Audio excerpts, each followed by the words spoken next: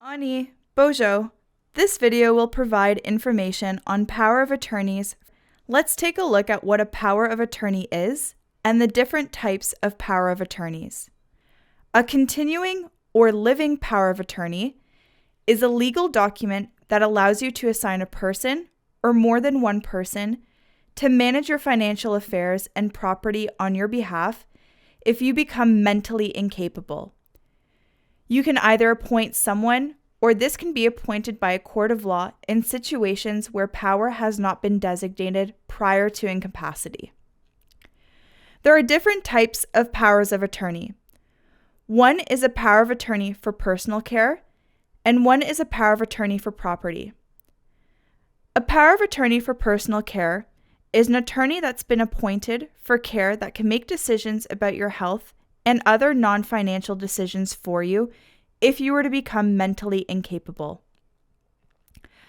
A power of attorney for property is a legal document that allows you to assign a person or more than one person to manage your financial affairs and property, such as paying your bills, collecting money owed to you, maintaining your home, and managing finances. Without an attorney for property, your family, including your spouse, cannot automatically step in to make financial decisions for you. They may have to go to a court of law to become your court-appointed guardian. It's important to understand that these are two very different documents, and you may need a power of attorney for property and a separate power of attorney for personal care. Depending on where you live, these documents may also be called powers of attorney, personal or health directives, representation agreements, or mandates.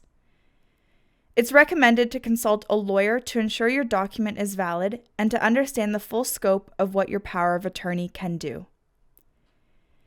Even for Indigenous people living on reserve, most power of attorney processes are completed within provincial jurisdictions and standards. In Ontario, the government may have to make a decision for you through the Office of Public Guardian and Trustee, but only as a last resort. That being said, Indigenous people with status living on reserve need to consider the Indian Act when making a continuing or living power of attorney for managing property. Section 51 of the Indian Act gives exclusive jurisdiction and authority to Indigenous Services Canada to manage the property of a person with Indian status who is living on reserve and considered mentally incapable of managing their own affairs.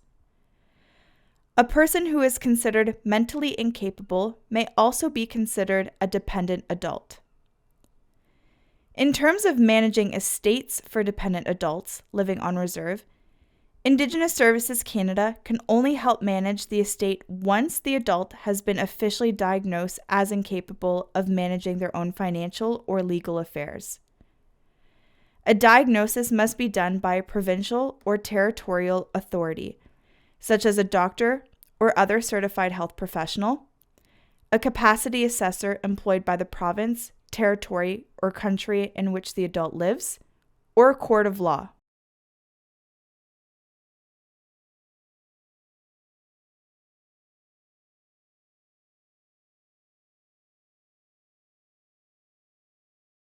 The person appointed as administrator of property for a dependent adult can only help with managing personal property and effects, such as money, lands, and debts.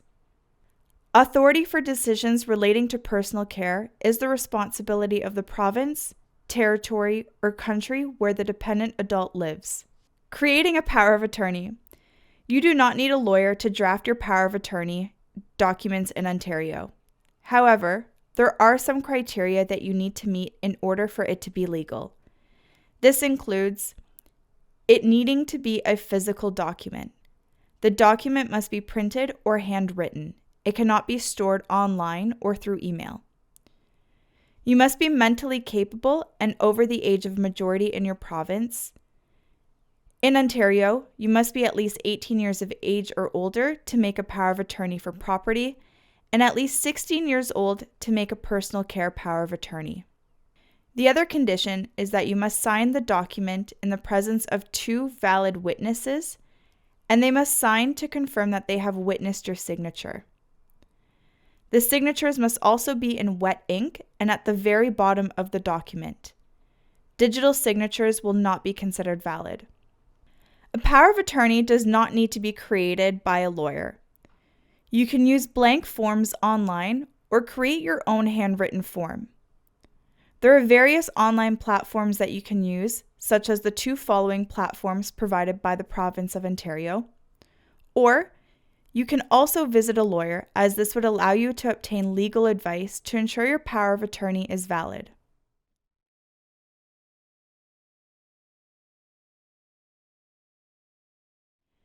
When creating a power of attorney and appointing somebody as your attorney, it's important to choose someone who you trust to act as your attorney, as they are responsible for making decisions regarding your finances and health.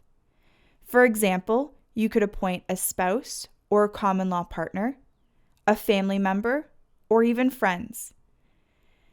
Please note that you can appoint multiple people as a power of attorney, and you can also appoint different people for a power of attorney for property and a power of attorney for personal care. Lastly, when creating your power of attorney, don't forget to include any medical directives. This allows you to put in writing whether you want or don't want certain kinds of medical care in certain situations. Doctors are required to consult a power of attorney and follow your wishes if they believe you can no longer make these decisions or express wishes.